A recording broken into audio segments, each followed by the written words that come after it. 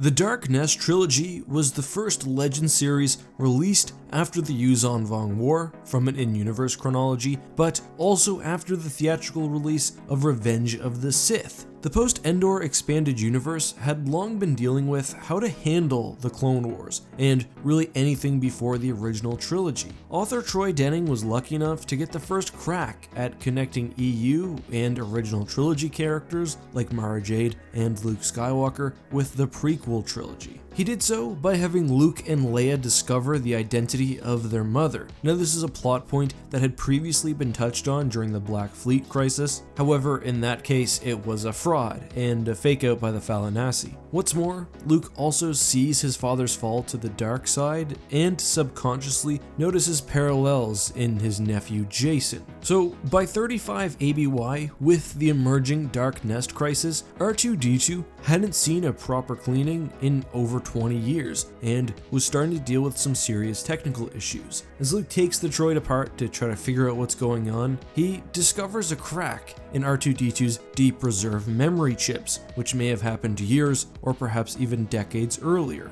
As Luke is trying to fix it, R2-D2 does everything he can to avoid displaying the data contained, not unlike during their first meeting. Luke touched the tip of the soldering filament to Sector 222 and was astonished to hear a tinny female voice erupt from the droid's speaker. Anakin. It's a copy of a meeting between Anakin and Padme in Revenge of the Sith, specifically the one where Anakin shares his vision of his wife dying during childbirth. R2 claims the message is corrupted and refuses to play it again. When Luke says, "The woman in the hologram, show it to me again," well, R2 does the most R2 thing ever, displaying the original message of Princess Leia from when they first met. However, upon further digging, Luke believes the memory may actually be corrupted and that there's some physical damage. So the droid is brought to Ghent, the Galactic Alliance's top slicer. This ends up revealing another scene with Obi-Wan speaking to Padme and confirming that her and Anakin are in fact in love. This is a scene we see in the novelization, but we only hear reference to in the movie. Interestingly, this is actually where Luke and Leia learn their mother's name for the first time. Still,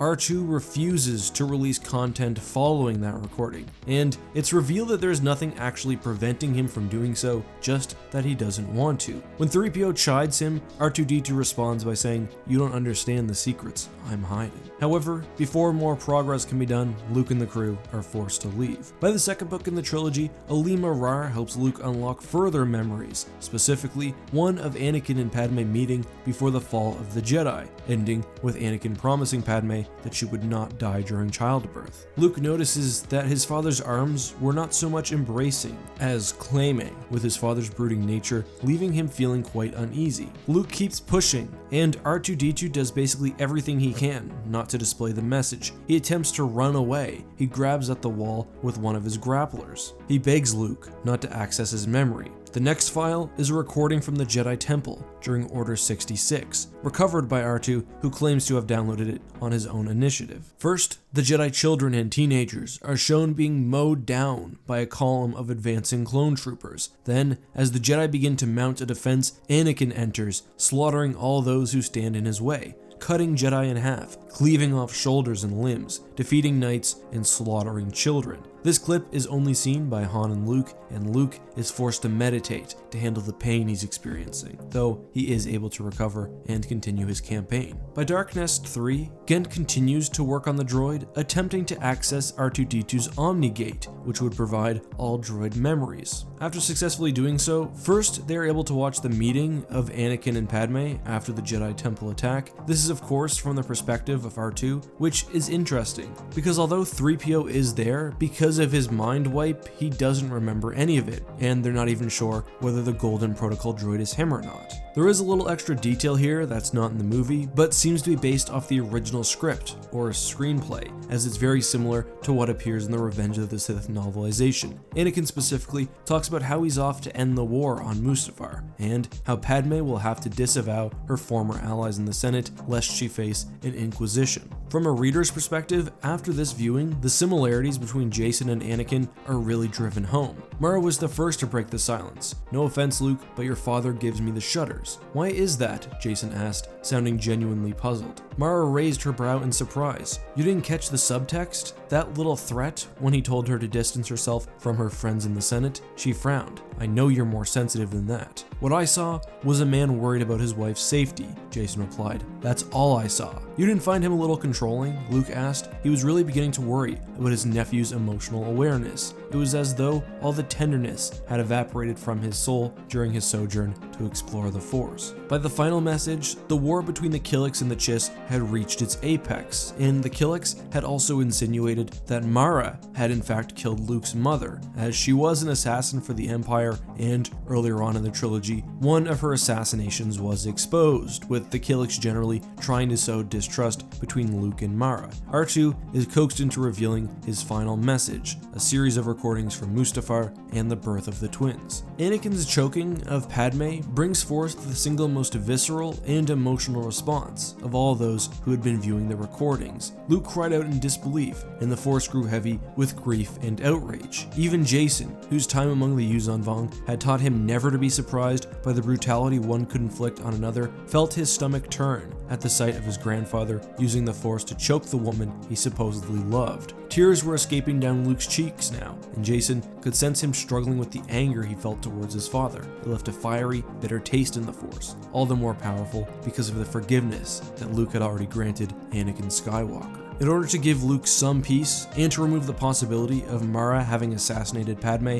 R2 shows her actual death. As he witnessed Padme die in childbirth, Luke is filled with grief, though also relief at the fact that his father did not actually purposefully and fully kill his mother. At the end, Jason tells Luke to use his grief and anger in the upcoming battle, to harness it, a claim which fills Luke with disgust. This reflects the difference in Jedi philosophy between Luke and Jason. Jason, after the teaching of Fourge during the Vong War, is told to harness and use his emotions. He wouldn't fall to the dark side, according to Fourge, so long as his intentions were good, regardless of the source of his emotions or his power. Luke, on the other hand, is a more traditional Jedi, ignoring emotion instead for calm and serenity. By book 1 of the Legacy of the Force series, Luke is sensing an incoming darkness, something he saw in Anakin's eyes as they turned Sith yellow. I've had the dream a couple of times before. It's not just a dream though, it's coming to me through currents in the Force. He's all wrapped up in shadows, a dark hooded cloak, but more than that, shadows of light and... Luke shook his head, struggling for the correct word, and ignorance and denial, and he brings great pain to the galaxy and to me. What little of his face I can see reminds me of the features of Anakin Skywalker as a Jedi, but his eyes, as I watch, they turn a molten gold or orange, transforming from Force use and anger. Although Luke doesn't realize this, what he's sensing is not some long-dead Sith Lord or a formerly vanquished enemy, but rather his nephew, an individual who would not only spark a galaxy-spanning war, but would also kill his wife, Mara Jade. Anyway guys, this is the first I've ever covered the Dark Nest Trilogy, or really anything after the New Jedi Order on the channel. Did you enjoy this? Do you want to know more about the Dark Nest Crisis and the Swarm War? Let me know all of that and more down in the comments. There's no question of the day today, but I would like to remind you guys that I am streaming a lot over on twitch.tv/EckhartsLadder. I've actually managed to stream for at least a couple of hours every night for the past week. I don't have a designated start time, but usually I go from around 9 until whenever the stream's over. If you're interested, there's a link down in the description which you can follow, and I hope to see you guys over there. Anyway, if you guys have a question you'd like me to answer next video, leave it down below with the hashtag AskEck. Sorry for no Q&A today, this video is just getting long. Until next time though guys, this has been your host EckhartsLadder. May the Force be with you.